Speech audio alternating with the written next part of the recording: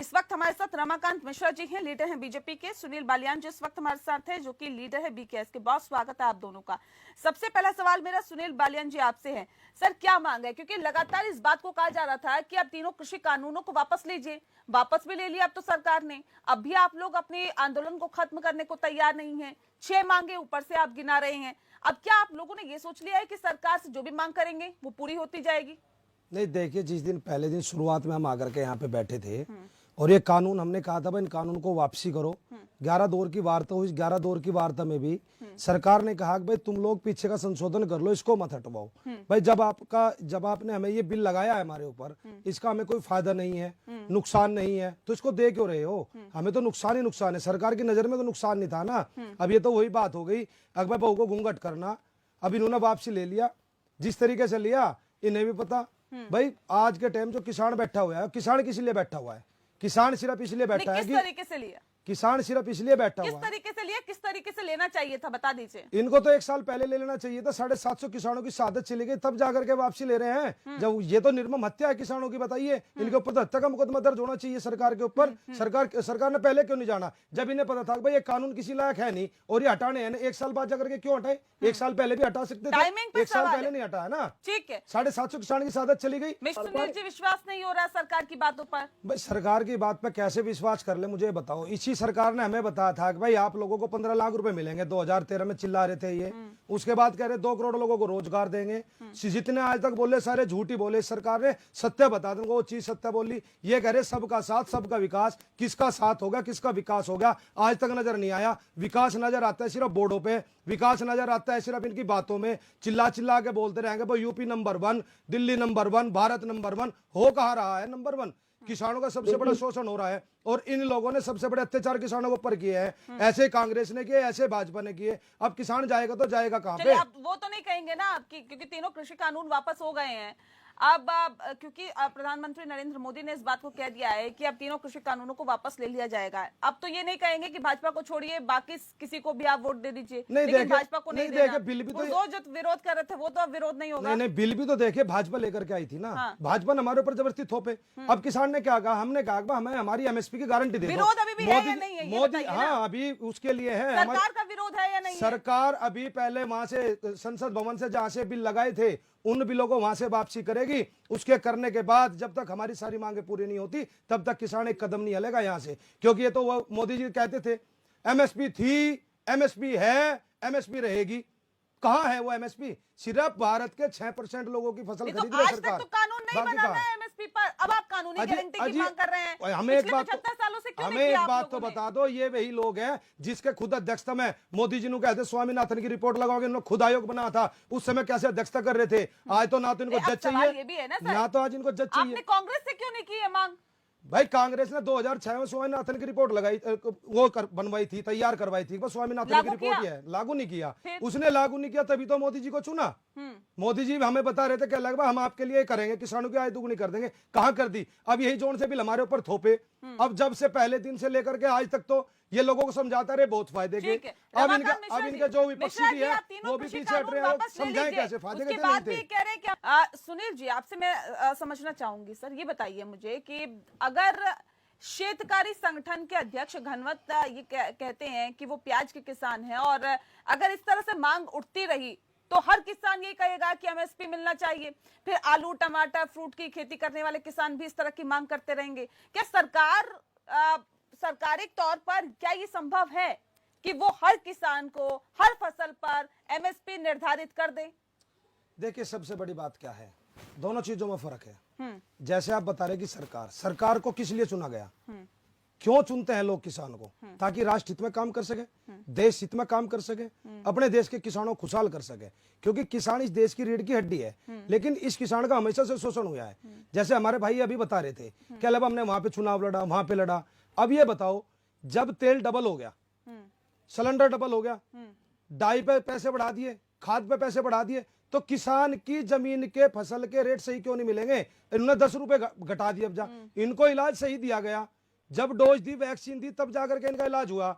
अब 5 राज्यों में चुनाव है तो जाकर के मोदी जी ने देख लिया कि अल्लाह भाई ये लोग हटने वाले नहीं ऐसे, तो अपने लोगों की सहानुभूति लेने के लिए इन्होंने ये काम किया। अब ये भी डिफाइंड करते घूम रहे हैं, पहले भी डिफाइंड किया था। इसका तो वही काम होगा कि बस बहू को घर वालों ने बता के भेजा था भाई पल्ला करना सुस रहे थे, लेकिन उसके बाद पल्ला था ठाका घाघरा ओढ़ लिया, वही काम हो गया, बिल हमारे ऊपर थोपे, आज वापसी ले लिए। तो इसका कारण तो पीछे का पता होना चाहिए। सारी जगह बोर्ड लगा देने का मतलब विकास नहीं होता। आज किसान अगर फसलों की एमएसपी मांग रहा है वो परेशान है, हताश है। आप एक बात बताइए, हमने आज परेशान हताश है, हताश है, परेशान है, इसलिए परेशान है क्योंकि हमारी फसल भाव नहीं मिल रही। मैं बता देता हूँ एक बार, आप एक बताइए, हमने गेहूं बोया, उगाया, हमने खाद भी डाला, पानी भी डाला, उसको काटा भी, काटने के बाद मंडी तक भी ले गए, मंडी तक ले जाने के बाद उसके कट्टे में डाल दिया हमने। जो व्यापारी है उसने क्या लगा, हमारे तक तो पल्लेदारी तक का पैसा ले लिया, वो जाकर के बाहर 40 रुपए किलो बेच रहा है, हमारा 10 रुपए किलो बिक रहा है, हमारे पास से 12 रुपए किलो बिक रहा है। तो बात वही होगी ना। अब जब इन्होंने पेट्रोल डीजल के तेल डबल कर दिए तो हमारी एमएसपी बढ़ा दो, डबल कर दो, हमारे गन्ने का भाव डबल कर दो, घटा दो, उसमें से 100 रुपए, क्या दिक्कत आ रही है। लेकिन आज ये भी भाजपा के प्रवक्ता आकर के बैठ जाते हैं, बताने लगते हैं बात को, क्या लग रहा मोदी जी ने ये विकास किया, ये विकास किया। विकास कागजों में विकास नहीं होता, विकास होता है करने से। विकास के नाम पे वोट लो लेनी है तो हिंदू मुस्लिम के नाम पे क्यों वोट लेते हो, क्यों ध्रुवीकरण की राजनीति करते हो, क्यों दूसरों को बांटने का काम करते हो। आज फिर उत्तर प्रदेश के अंदर आप लोगों ने वही काम कर रखा है। बालियान जी सुन लेते हैं, किसान है या किसान के देश में कुछ और है। सुनील बालियान मैं एक ही नाम है चीज पूछना चाहता हूँ, सुनील बालियान नाम है मेरा, लेकिन हम तो यही बताना चाहते हैं जितना ध्रुवीकरण आप लोग कर रहे हो। आप एक बात बताइए, किसानों का शोषण किसने किया, किसानों का शोषण आपने किया। आप एक बात, तिरंगे का अपमान किस व्यक्ति ने किया, तिरंगे का अपमान करने वाला आपका ही व्यक्ति था, जिसने तिरंगे का अपमान किया आपका व्यक्ति था, उसने तिरंगे का अपमान किया है। और जो लखीमपुर में गाड़ी चढ़ाई वो किसका आदमी था, वो भाजपा का ही आदमी था, एक मंत्री का लड़का था। लेकिन आज भी आपका देश का होम मिनिस्टर हमारा अमित शाह उसको अपने बराबर में बैठा करके अजय टैनी को, और ये कहते हैं कि पूरे देश में क्राइम नहीं है, क्रिमिनलों को तुम सहारा देते हो, अपने पास बैठाते हो, इंसानियत की हत्या कराते हो तुम सिंधु बॉर्डर पे जाकर के। सिंधु बॉर्डर में हत्या नहीं कराई आप लोगों ने, आपने कई हजार करोड़ रुपए खर्च करे कभी हमें खालिस्तानी घोषित करने में, देशद्रोही घोषित करने में। बालियान जी ये बता दीजिए ना, हम तो अपने फसलों से लेकर फंडिंग कहाँ से आएगी बता दीजिए ना। फंडिंग नहीं आ रही है, गाँव गाँव से पैसा आ रहा है इकट्ठा होकर, पूरे गाँव से पैसा आता है, पूरे गांव से लोग राशन इकट्ठा कर करके लाते हैं। अगर फंडिंग आती तो भारत सरकार क्या कर रही है, एलआईयू क्या कर रही है, आज तक वो जान करके बता देते। हमारे देश का क्या प्रशासन इतना कमजोर हो गया कि किसान के पास फंडिंग आ रही है, सरकार को पता नहीं है, सरकार को नहीं पता क्या हमारे पास फंडिंग आ रही है। फंडिंग आ रही तो सरकार पकड़े ना, क्यों नहीं पकड़ती, क्यों नहीं पकड़ती आपकी सरकार, बताइए। ये बिना बात के हमने बताया ना कि ये झूठी सरकार है, जुमलेबाजी करते हो, ऐसे नहीं, सिर्फ झूठ बोलने से कुछ नहीं होगा। ठीक है क्या की बात करें, नहीं पहले सत्ता की बात तो आपने की थी ना, हमने फला जगह चुनाव जीता, फला जगह जीता। आज भी तुम बोल रहे हो ना कि 300 बार। मैं बता देना चाहता हूँ आपको, आज भाजपा इको चैम्बर में है, ऐसी बात नहीं है कि मैं जानता नहीं हूँ। इको चैम्बर जानते हो क्या है, इको चैम्बर का पता है आपको, भाजपा इको चैम्बर में आज जो तुम बोलते हो मुंह से वही डबल तुम्हें सुनाई देता है। जैसा हरियाणा में बोला 70 पार, अगली बार बोला दिल्ली में पार, फिर बंगाल में पार करने को, अगली बार बोल रहे उत्तर प्रदेश में 300 पार। जो किसानों की बात करेगा वही देश पे राज करेगा। अगर किसानों को नहीं समझा सके तो सत्ता में नहीं रहोगे आप लोग, सत्ता से बाहर निकाल देगा किसान। किसानों के हित में काम करने होंगे।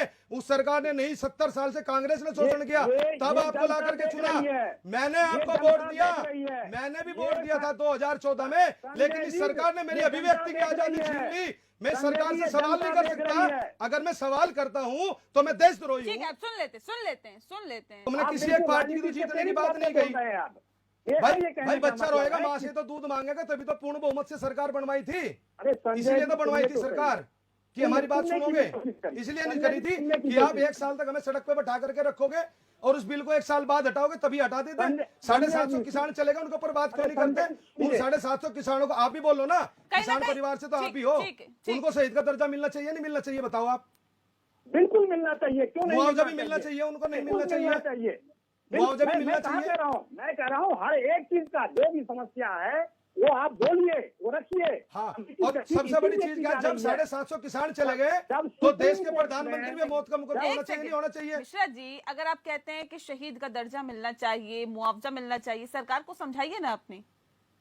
नेहा जी, मैं कह रहा हूँ जो कमेटी के का जो गठन होने की बात हुई है उसी में तो आप रखिए ना समस्या को। मैं तो वही कह रहा हूँ, उसी का चिंतन मंथन सब कुछ करिए उसमें जाकर के और अपनी समस्याएं रखिए, लेकिन राजनीति से प्रेरित आपका आंदोलन नहीं होना चाहिए। आप हमारा हमने कभी मन साझा नहीं किया किसी राजनीतिक पार्टी से, पार्टियां करें, हमने कभी मन साझा नहीं किया अपना, पार्टियां करें। हमने पूरे साल से किसी नेता को अपना मन साझा नहीं आपने करने मौका दिया। तो दे दिया ना राजनीतिक रोटी वो सेकने गलत का है। विपक्षी नहीं, पार्टियों राजनीतिक को। भाजपा भी सेक दिया जी नहीं हमने। नहीं, तो आपने मौका दिया है। ये भाजपा कौन तो नहीं हमने रोटी सेक राजनीति, रही है, कोई एक कौन साल बाद राजनीति जाकर नहीं रोटी कर रहा, आप सेक रही लोगों है। पे बताइए ना। पूरे देश में माहौल बना करके कि किसान आतंकवादी खालिस्तानी है घोषित करके अब कह रहे भाई ये किसान ही है। चलो कम से कम एक साल बाद इन लोगों ने जाकर के किसान को मानना, लेकिन तथ्यों की बात तो यही है, चलिए जो हमारी चलिए, मांग है मेरे गलत तो पास नहीं है, वक्त की बता कमी है, दो। बहुत